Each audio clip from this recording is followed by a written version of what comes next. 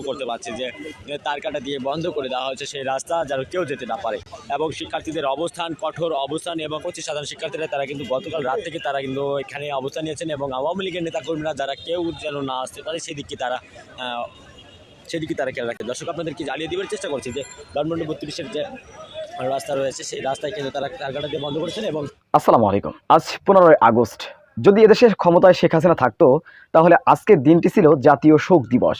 এই দিনটি উপলক্ষে আজকে সারা বাংলাদেশের সরকারি কার্যক্রম বন্ধ থাকতো, কিন্তু শেখ হাসিনা পতনের পর বিষয়টি ঘুরে দাঁড়িয়েছে।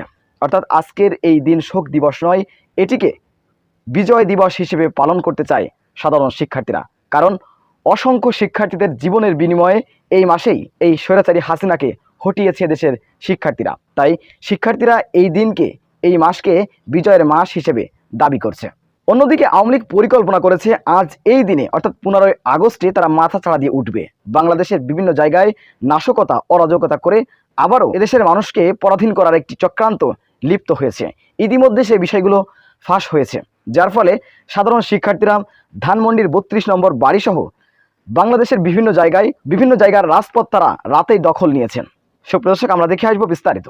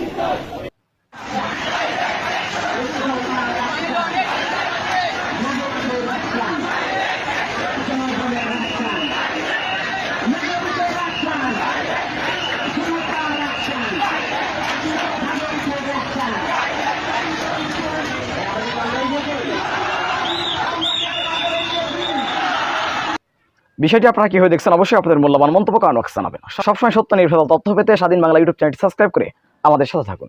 আসসালামু আলাইকুম রহমতুল্লাহি ওয়া বারাকাতুহু।